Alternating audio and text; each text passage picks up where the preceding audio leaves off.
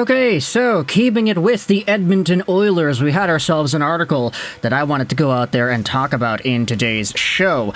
Let's head over to responsiblegambling.org, because on this gambling website that talks about different NHL betting tips and Stanley Cup odds and the rules of the betting and everything, on this website there was an interview done with newest Edmonton Oilers forward, or not newest, right, he was the newest guy on forward, Vasili Podkolzin.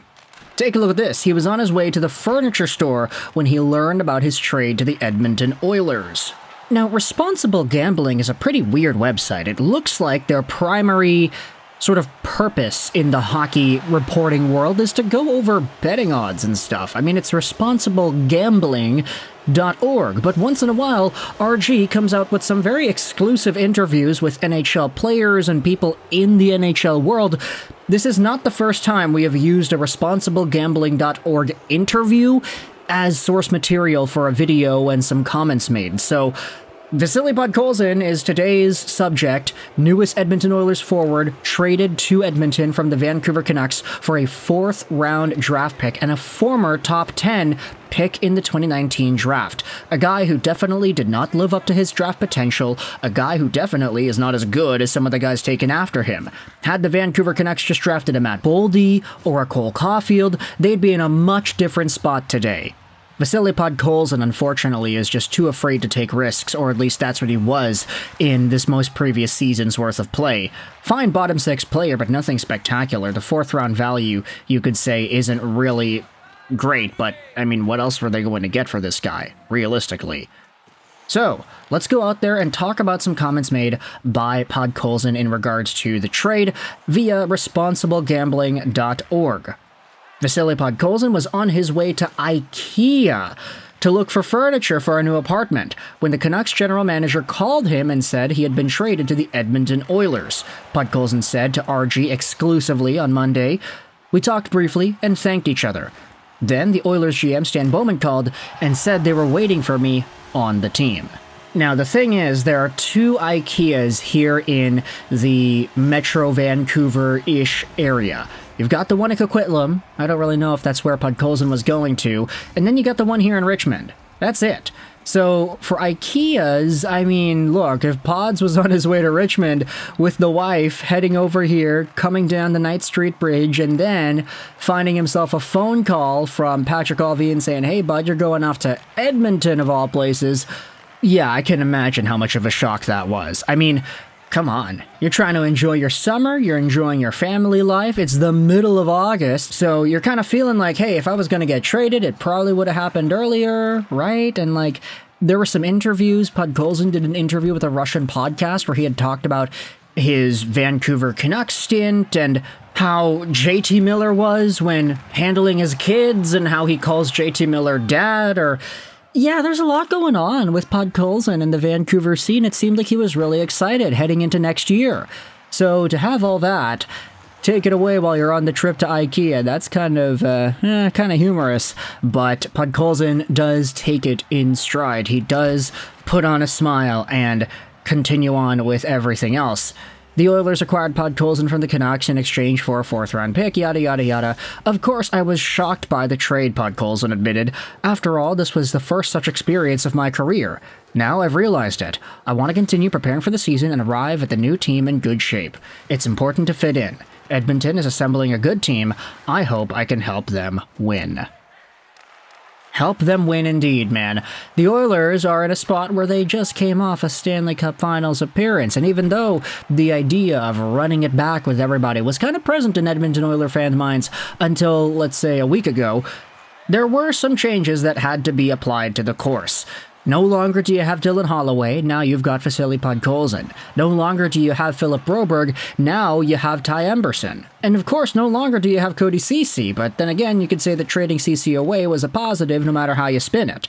So for the Edmonton Oilers, this is going to be a new opportunity, and honestly one where I don't think the expectations for him, Podkolzin that is, to progress are going to be too high. Like, Podkolzin doesn't need to be a top 6, 10th overall caliber guy who can score goals and do things in the offensive zone to be useful. Podkolzin in Vancouver wasn't really all too useful in that respect, but he was an okay bottom six player. He provided bottom six caliber depth, and his value was more so in that territory for most of his Vancouver career. He had the good rookie season, but then just kind of faded away after that.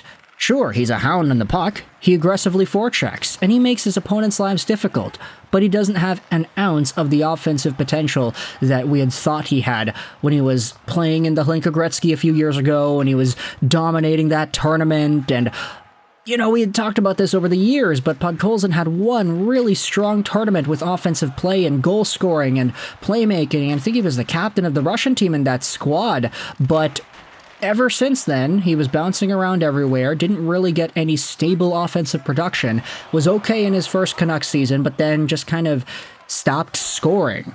And now, he's going over to Edmonton, where I don't think any fans are going to be looking at him and saying, yeah, this is the guy, we need him to start scoring, and then we're going to be happy. No, Podkolzin is not going to be able to outscore guys like Nugent Hopkins, McDavid, Draisaitl, Jeff Skinner. That's not going to happen. So if he can just find himself a consistent, stable role in the bottom of the lineup, he'll be fine. And a lot of Oilers fans are going to appreciate just what it is that he's capable of doing on the forecheck, in the offensive zone when his line mates are going for a change, when he's the only guy in there just making the opponent's lives difficult and trying to break the puck out. I mean, he's good at that, but for Vancouver, you can say that there were so many other guys that had better skill sets and many other names, period, that Podkolzin's spot in the lineup just wasn't guaranteed. This wasn't a guy that you could say really was needed in Vancouver anymore, and his value wasn't really all too high either. So sure, as we had been talking about this entire time in the videos, trading a 10th overall pick for a 4th round selection is not great. It's terrible asset management, but Patrick Allvin has taken the L here, saying, hey, Podkolzin is waiver eligible. He is not going to be given a free pass to the NHL with the Vancouver Canucks this upcoming season. If he gets waived and he gets claimed, the Canucks lose him for nothing. Why not just trade him away to a team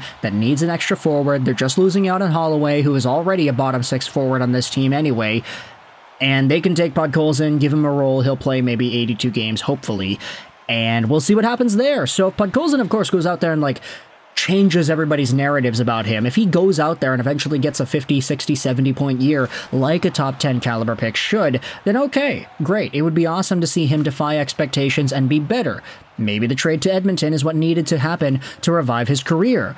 But for Vancouver fans and Vancouver Canucks executives, it totally makes sense as to why this trade went down.